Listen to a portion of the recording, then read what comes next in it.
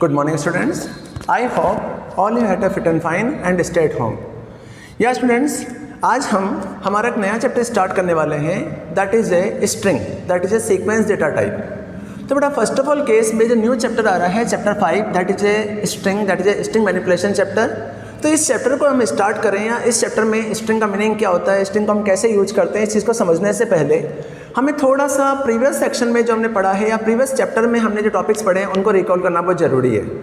तो आपको ध्यान होगा कि स्टार्टिंग क्लासेस में जो टॉपिक मैंने आपको पढ़ाया था टोकन्स, तो टोकन्स का मीनिंग मैंने समझाया था कि टोकन्स एक्चुअल में एक ऐसे बिल्डिंग ब्लॉक्स होते हैं जो किसी भी लेंथी प्रोग्राम को टोकन्स एक्चुअल में एक ऐसे बिल्डिंग ब्लॉक्स होते हैं जो किसी भी प्रोग्रामिंग लैंग्वेज को एक बेस प्रोवाइड करते हैं। इट मीन्स कि हम ये जानते हैं कि प्रोग्रामिंग लैंग्वेज एक्चुअल में एक ऐसा इंटरफेस है जिसके थ्रू हम एप्लीकेशन की प्रोग्रामिंग कर सकते हैं।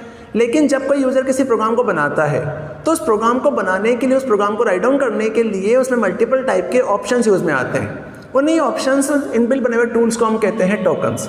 तो आपको ध्यान हो तो हमने प्रीवियस क्लासेस में टोकन्स का मीनिंग हमने देखा था कि टोकन्स एक्चुअल में एक ऐसे स्मॉल इंडिविजुअल यूनिट्स होती है, ऐसे बिल्डिंग ब्लॉक्स होते हैं जो किसी भी प्रोग्रामिंग लैंग्वेज को एक बेस प्रोवाइड करते हैं जिससे यूज़र ईजी वे में प्रोग्राम को डेवलप कर सके। देन उसी टोकन्स के अंदर हमने देखा था कि टोकन्स बेसिक 6 टाइप के होते हैं, 5 टाइप के होते हैं, जिनमें keyword, identifier, constants, operator, separator और डेटा टाइप का यूज़ होता है। तो बेटा हमने ये चीज़ नोट की थी कि जब हम ये जानते हैं कि आज जब हम किसी प्रोग्रामिंग लैंग्वेज का यूज करते हैं तो उस प्रोग्रामिंग लैंग्वेज में बेसिकली हमेशा IPO, इनपुट प्रोसेसिंग और आउटपुट का वर्क होता है। तो इसका मतलब ये है कि उस मशीन या उस प्रोग्राम के अंदर जब तक आप इनपुट स्टोर नहीं करेंगे तो प्रोसेसिंग नहीं होगी, और प्रोसेसिंग नहीं होगी तो जो भी रिजल्ट है, जो आउटपुट हमें चाहिए वो आउटपुट हमें नहीं मिलेगा। तो इसका मतलब ये हो गया कि फर्स्ट ऑफ ऑल केस में हमें हमेशा प्रोग्राम बनाते समय सबसे पहले उस प्रोग्राम के अंदर हमें एक वेरिएबल बनाना पड़ेगा। इट मीन्स उस वेरिएबल के अंदर हमें क्या पास करना पड़ेगा, वैल्यू को पास करना होगा। जब मैंने वैल्यू पास कर दी तो वैल्यू जब प्रोग्राम के अंदर या प्रोसेसिंग के लिए जाएगी तो उसे प्रोसेस किया जाएगा, मैनिपुलेट किया जाएगा, और प्रोसेसिंग होने के बाद जो भी रिजल्ट हमें चाहिए वो एज ए आउटपुट हमारे सामने शो होगा। तो इसका मतलब ये हो गया कि जैसे आज मैंने सिंपल सा एक प्रोग्राम बनाया, इस प्रोग्राम के केस मैंने फर्स्ट केस में A, B equal to 10, 20। It means कि मैंने यहाँ पे 2 वेरिएबल बना दिए। अब 2 वेरिएबल बनाने के बाद मैंने A वेरिएबल के अंदर 10 स्टोर कर दिया और B नाम के वेरिएबल के अंदर मैंने 20 स्टोर कर दिया। इसके बाद मुझे इन दोनों वैल्यूज़ को सम कराना है। तो सम कराने के लिए मैंने यहाँ पर C equal to A plus B लिखा, और ये लिखने के बाद मैंने प्रिंट स्टेटमेंट का यूज करते हुए यहाँ पर C को प्रिंट करा दिया। तो अगर इस लाइन को आइडेंटिफाइड किया जाए, इस प्रोग्राम को आइडेंटिफाइड किया जाए, तो इस केस में ये जो सिंगल लाइन आपके सामने आ रही है, इस लाइन को हम कहते हैं स्टेटमेंट। लेकिन इन तीनों लाइनों को मिलाकर हम एक प्रोग्राम कह सकते हैं। इट मीन्स कि इनके थ्रू हमारा कोई ना कोई वर्क कंप्लीट हो रहा है।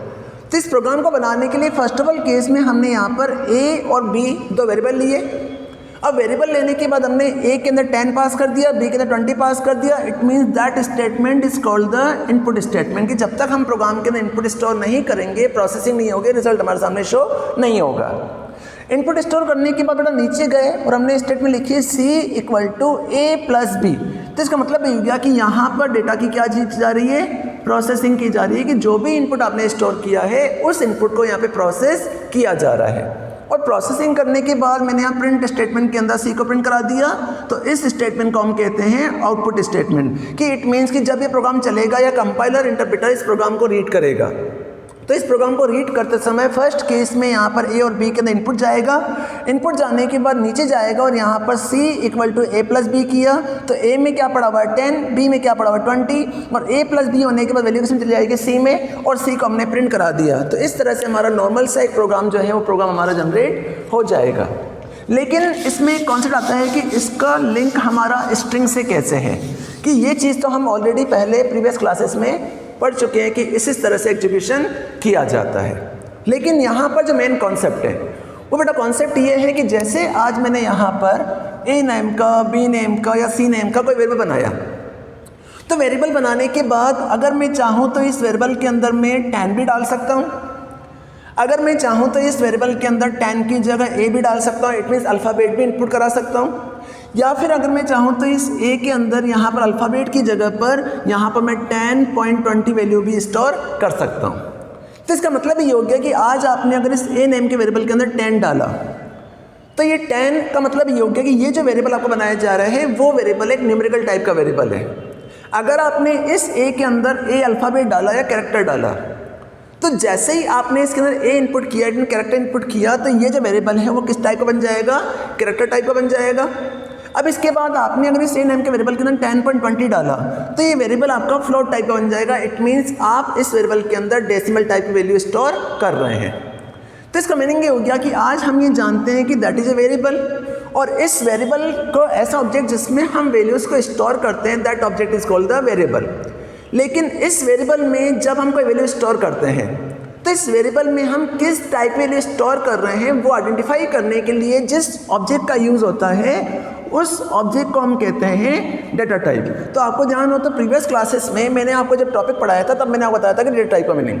तो डेटा टाइप का मतलब ये होता है कि डेटा टाइप एक्चुअल में एक ऐसे ऑब्जेक्ट होते हैं जो किसी भी वेरिएबल के अंदर यूज़र किस टाइप की वैल्यू डालना चाहता है, किस टाइप की वैल्यू स्टोर करना चाहता है, वो आइडेंटिफाई करता है। अब इसी बिहार पर हमने चैप्टर 3 के अंदर ही देखा था कि जब बेटा हम डेटा टाइप का यूज़ करते हैं, तो डेटा टाइप जो होते हैं वो कैटेगरी के अकॉर्डिंग या रिक्वायरमेंट के बेस पर 2 टाइप्स के होते हैं।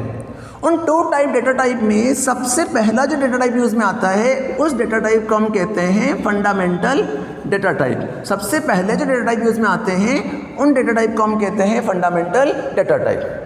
लेकिन सेकंड जो कैटेगरी यूज़ में आती है, उस कैटेगरी को हम कहते हैं या उस डेटा टाइप को हम कहते हैं डिराइव्ड डेटा टाइप। कि बेसिकली डेटा टाइप का मतलब ये होता है कि डेटा टाइप एक्चुअल में एक ऐसे ऑब्जेक्ट होते हैं जो किसी भी वेरिएबल के अंदर यूज़र किस टाइप की वैल्यू डालना चाहता है, किस टाइप की स्टोर करना चाहता है, वो आइडेंटिफाई करता है। इसी भी यहाँ पर हमने देखा था कि आज हमने अगर यहाँ पर ए के वेरिएबल को बनाते समय 10 पास किया, तो ए इक्वल टू 10 देने का मतलब ये है कि आप ए नेम के वेरिएबल के अंदर 10 स्टोर कर रहे हैं। अगर आपने इस ए नेम के वेरिएबल के अंदर ए स्टोर कर दिया, तो ए स्टोर करने के बाद ये वेरिएबल आपका कैरेक्टर टाइप का बन जाएगा। लेकिन इसमें चीज़ ये है कि जब हम पाइथन के अंदर प्रोग्रामिंग करते हैं, तो पाइथन के अंदर प्रोग्रामिंग करते समय कभी भी किसी वेरिएबल के आगे हम यहाँ पर आइडेंटिफाई नहीं करते हैं कि वो वेरिएबल हमारा इंटीजर टाइप का है, कैरेक्टर टाइप का है, फ्लोट टाइप का है, डबल टाइप का है, लॉन्ग टाइप का है। इट मीन्स कि वेरिएबल हमारा किस टाइप का बनाया जा रहा है, वो चीज़ कभी भी यहाँ आइडेंटिफाई नहीं की जाती है। इट मीन्स कि इसी वजह से हम पाइथन के डेटा टाइप को कहते हैं डायनेमिक टाइपिंग। तो डायनेमिक टाइपिंग का मतलब ये है कि जब किसी भी वेरिएबल के अंदर आप जिस टाइप की वैल्यू डालोगे, तो वेरिएबल आपका उसी टाइप का ट्रीट हो जाएगा। इट मीन्स कि अगर आपने किसी वेरिएबल के अंदर नंबर डाला, तो उसका जो टाइप है वो नंबर टाइप बन जाएगा। अगर आपने वेरिएबल के अंदर स्ट्रिंग डाला, तो स्ट्रिंग टाइप बन जाएगा। अगर आपने उस वेरिएबल के अंदर फ्लोट डाला या डेसिमल वाली वैल्यू इनपुट कराई, पॉइंट वाली वैल्यू इनपुट कराई, तो उसका वेरिएबल का टाइप क्या बन जाएगा, पॉइंट टाइप बन जाएगा। तो इसी बिहार पर जब हम किसी वेरिएबल के अंदर डेटा टाइप का यूज करते हैं, तो बेटा डेटा टाइप जो होते हैं वो रिक्वायरमेंट के बेस पर 2 टाइप्स के होते हैं। उन 2 टाइप डेटा टाइप में सबसे पहला जो डेटा टाइप यूज़ में आता है, कैटेगरी के बेस पर डेटा टाइप 2 टाइप के होते हैं, जिनमें पहला जो डेटा टाइप आता है उसे हम कहते हैं फंडामेंटल डेटा टाइप। तो फंडामेंटल डेटा टाइप के अंदर हम इंटीजर, कैरेक्टर, फ्लोट का यूज करते हैं, जो हमने पहले पढ़ा भी था। तो फंडामेंटल डेटा टाइप का मतलब ये होता है कि जैसे आज मैंने यहाँ पर एक्स नेम का एक वेरिएबल बनाया, तो इस एक्स नेम का वेरिएबल बनाने के बाद अगर मैंने इस एक्स के अंदर 10 स्टोर किया, अगर मैंने इस एक्स के अंदर 10 स्टोर किया, तो 10 स्टोर करने के बाद इस एक्स को जब मैं प्रिंट कराऊंगा, तो वैल्यू मेरी क्या प्रिंट होगी, 10 प्रिंट होगी। इट मीन्स इसके अंदर सिंगल वैल्यू डाल सकता हूँ। इन केस ऑफ अगर मैंने यहाँ पर इस एक्स नेम के वेरिएबल के अंदर कोमा लगाकर 20 पास किया, या फिर इस एक्स नेम के वेरिएबल के अंदर मैंने कोमा लगाकर 30 पास किया, तो जैसे ही मैं इस वेरिएबल के अंदर 10, 20, 30 स्टोर करता हूँ, तो इस वाले केस में आप इस तरह से वेरिएबल को कभी बना नहीं सकते। इट मीन्स कि आपने अगर यहाँ पे एक्स नाम का जो वेरिएबल बनाया है, तो इस वेरिएबल के आगे कहीं पर भी कोई साइज वगैरह या कोई भी स्ट्रक्चर या डिफाइन नहीं किया हुआ है। तो इसका मतलब ये है कि आप इस एक्स के अंदर 10 स्टोर कर रहे हैं, तो 10 एक्सेस कर रहा है। अगर आप इसके अंदर 20 स्टोर कर रहे हैं, तो 20 स्टोर कर रहा है। लेकिन आपने अगर इस वेरिएबल के अंदर 10, 20, 30 पास किया, तो जैसे ही इस वेरिएबल के अंदर आप मल्टी वैल्यू एक साथ ग्रुप में स्टोर करेंगे, तो ये लॉन्ग लाइन आपकी क्या मानी जाएगी, रॉन्ग मानी जाएगी। क्यों? क्योंकि फंडामेंटल डेटा टाइप एक ऐसे डेटा टाइप होते हैं जिसमें किसी सिंगल वेरिएबल के अंदर केवल सिंगल वैल्यू को ही स्टोर किया जा सकता है, उसमें कभी भी मल्टी वैल्यू को स्टोर नहीं किया जा सकता। इसी प्रॉब्लम को सॉर्ट आउट करने के लिए, इस प्रॉब्लम को इश्यू को सॉल्व करने के लिए सेकंड टाइप जो डेटा टाइप होते हैं उन डेटा टाइप को हम कहते हैं डिराइव्ड डेटा टाइप। तो इन्हीं डिराइव्ड डेटा टाइप को अदर वे में हम सीक्वेंस डेटा टाइप भी कहते हैं, जो मैंने आपको पढ़ाया था। तो इसी डिराइव्ड डेटा टाइप को बेसिकली हम क्या कहते हैं, सीक्वेंस डेटा टाइप कहते हैं। तो सीक्वेंस डेटा टाइप का मतलब ये हो गया कि अगर हम एक वेरिएबल के अंदर एक साथ ग्रुप ऑफ वैल्यूज डालना चाहते हैं, कि अगर हम एक वेरिएबल के अंदर एक साथ मल्टी वैल्यू स्टोर करना चाहते हैं, तो मल्टी वैल्यू स्टोर करने के लिए जिस डेटा टाइप का यूज होता है उस डेटा टाइप को हम कहते हैं स्ट्रिंग या फिर कहते हैं सीक्वेंस डेटा टाइप। तो बेटा इसका मीनिंग ये हो गया कि जैसे आज हमने एक्स बनाया, तो अगर मैंने इस एक्स को सीक्वेंस टाइप बनाया या डिराइव टाइप बनाया या मैंने इसको म्यूटेबल टाइप बना दिया, तो इसका मतलब ये है कि आज आपने इस एक्स के अंदर 10 डाला, 20 डाला, 30 डाला, तो यहाँ पर 10, 20 एंड 30 जो है वो इसकी तरह सेपरेट वैल्यू एक्सेप्ट नहीं करेंगे। तो यहाँ पर ये 10, 20, 30 सेपरेट नहीं माने जाएंगे। इन 10, 20, 30 को एक ही ब्लॉक के थ्रू डिफाइन किया जाएगा, इट मीन ग्रुप में डिफाइन किया जाएगा। तो इसी डेटा टाइप को हम कहते हैं सीक्वेंस डेटा टाइप।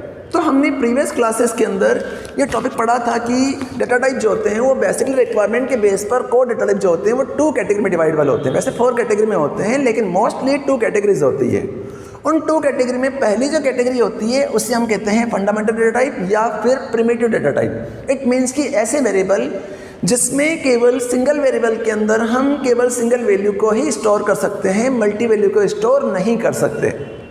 लेकिन अगर हम एक ही वेरिएबल के अंदर ग्रुप ऑफ वैल्यूज़ को बाइंड अप करना चाहते हैं या मल्टीपल वैल्यूज़ को हम एक साथ लिखना चाहते हैं या एक साथ डिफाइन करना चाहते हैं, तो मल्टीपल वैल्यूज़ को एक साथ डिफाइन करने के लिए, मल्टीपल वैल्यूज़ को एक साथ स्टोर करने के लिए, ग्रुप में स्टोर करने के लिए जिस डेटा टाइप का यूज़ होता है उस डेटा टाइप को हम कहते हैं डिराइव्ड डेटा टाइप या फिर कहते हैं सीक्वेंस डेटा टाइप। इसी बिहाफ पर आज जब हम सीक्वेंस डेटा टाइप का यूज करते हैं, तो सीक्वेंस डेटा टाइप में हमने ये चीज़ देखी थी कि सीक्वेंस डेटा टाइप के अंदर बेसिकली 4 टाइप के डेटा टाइप्स आते हैं, जिनमें सबसे पहले डेटा टाइप आता है उस डेटा टाइप को हम कहते हैं स्ट्रिंग डेटा टाइप। सेकेंड जो डेटा टाइप यूज़ में आता है उस डेटा टाइप को हम कहते हैं लिस्ट डेटा टाइप। तीसरा जो डेटा टाइप यूज़ में आता है उसे हम कहते हैं tuples data type, triples data type. और 4th नंबर जो डेटा टाइप यूज़ में आता है उसे हम कहते हैं डिक्शनरी। सीक्वेंस में 4th नंबर जो डेटा टाइप यूज में आता है उस डेटा टाइप को हम कहते हैं डिक्शनरी डेटा टाइप। तो इसी बिहाफ पर आज हमारे जो चैप्टर नंबर 5, उसके बाद 7, 8, 9, 10, 9, तो ये चारों ही चैप्टर्स हमारे इस वाले टॉपिक को फॉलो अप कर रहे हैं। अब इसी टॉपिक में सबसे पहला जो डेटा टाइप यूज में आता है उस डेटा टाइप को हम कहते हैं स्ट्रिंग डेटा टाइप। तो आखिर स्ट्रिंग डेटा टाइप होता क्या है, इसका यूज क्या होता है, किस तरह से हम स्ट्रिंग डेटा टाइप को यूज करते हैं, इस चीज़ को फॉलो अप करते हैं। तो फर्स्ट ऑफ ऑल केस में स्ट्रिंग डेटा टाइप होता क्या है या स्ट्रिंग डेटा टाइप को हम यूज कैसे करते हैं या स्ट्रिंग को यूज कैसे करते हैं, यह होता क्या है, तो चीज़ देखते हैं। तो बेटा फर्स्ट ऑफ ऑल केस में you all have basic knowledge about the Python string. You know that Python string are character enclosed in the quotes of any type, single quotation, double quotation and triple quotation. You have also learned things like empty string is a string that has 0 character and the Python string that are immutable. You have used string in earlier chapter for store type in the data. कि string data type का मतलब ये है या character data type का मतलब ये है कि स्ट्रिंग का मतलब होता है कि मल्टीपल कैरेक्टर का group is called a string. तो बेटा इसका मतलब ये है कि जैसे आज हमने एक्स नाम का वेरिएबल बनाया, तो हम ये जानते हैं या हमने प्रीवियस क्लासेस में पढ़ा था कि वेरिएबल के अंदर जब किसी वैल्यू को हम स्टोर करते हैं तो वैल्यूज हमेशा 2 टाइप की होती है, या तो वैल्यू नंबर टाइप की होगी या फिर वैल्यू अल्फ़ाबेटिकल टाइप की होगी। कि इट मीन्स कि जब भी किसी वेरिएबल के अंदर आप वैल्यू स्टोर करते हैं तो वैल्यू हमेशा स्टोर करने के 2 फॉर्मेट्स होते हैं। उन 2 फॉर्मेट में अगर हम किसी वेरिएबल के अंदर वैल्यू स्टोर कर रहे हैं तो वैल्यू हमारी या तो नंबर टाइप की होगी या फिर वैल्यू हमारी अल्फ़ाबेटिकल टाइप की होगी। अब इसका मतलब ये है कि अगर हम नंबर फॉर्मेट का यूज़ करते तो नंबर फॉर्मेट के अंदर अगर हमने 1 डाला तो 1 एक नंबर है, अगर हमने 1 के साथ में 0 लगा दिया तो भी एक नंबर है, और अगर हमने इस 1 के साथ में 10.0 लगा दिया तो ये हमारे लिए क्या है, डेसिमल है, इट मीन्स फ्लोट वैल्यू है। लेकिन जब हम अल्फ़ाबेट का यूज करते हैं तो हम ये जानते हैं कि अल्फ़ाबेट के केस में 2 फॉर्मेट चलते हैं, जिनमें सिंगल कैरेक्टर और दूसरा फॉर्मेट चलता है मल्टी कैरेक्टर। कि पहला कॉन्सेप्ट चलता है सिंगल कैरेक्टर और दूसरा जो फॉर्मेट चलता है उससे कहते हैं मल्टी कैरेक्टर। तो बेटा सिंगल कैरेक्टर का मतलब ये है कि अगर हमने किसी एक वेरिएबल के अंदर ओनली फॉर एक अल्फ़ाबेट डाला या सिंगल कैरेक्टर डाला तो वो सिंगल कैरेक्टर माना जाएगा। अगर हमने इस वेरिएबल के अंदर A B C multiple character group में डालें तो वो भी क्या माना जाएगा, स्ट्रिंग माना जाएगा। तो हम ये जानते हैं कि पाइथन के अंदर जब किसी वेरिएबल के अंदर आप कोई भी अल्फ़ाबेट इनपुट कराते हैं, कोई भी कैरेक्टर डालते हैं, तो बाय डिफ़ॉल्ट टाइप हमेशा स्ट्रिंग टाइप होता है और स्ट्रिंग टाइप की वैल्यू को हमेशा सिंगल कोट्स, डबल कोट्स या ट्रिपल कोट में पास किया जाता है। कि कैरेक्टर टाइप की वैल्यू को हमेशा जब यूज़र एक्सेप्ट करेगा तो उसकी वैल्यू हमेशा सिंगल कोट्स में, डबल कोट्स में या ट्रिपल कोट में पास की जाएगी।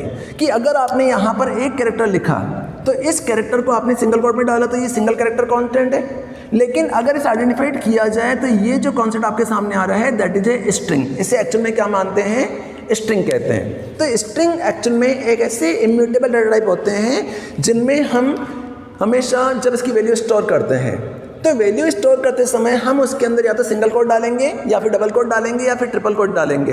इट मीन्स कि नंबर की वैल्यू को कभी भी इन्वर्टेड कॉमा के अंदर पास नहीं किया जाता है, लेकिन कैरेक्टर की वैल्यू को हमेशा सिंगल कोट्स, डबल कोट्स और ट्रिपल कोट में पास किया जाता है। इसी बिहार पर उसी टॉपिक को हम क्या कहते हैं, स्ट्रिंग कहते हैं। दूसरी चीज़ ये है कि स्ट्रिंग एक्चुअल में एक इम्यूटेबल डेटा टाइप होते हैं। इम्यूटेबल डेटा टाइप का मतलब होता है कि आप किसी भी वैल्यू को उसके प्लेस पर चेंज नहीं कर सकते।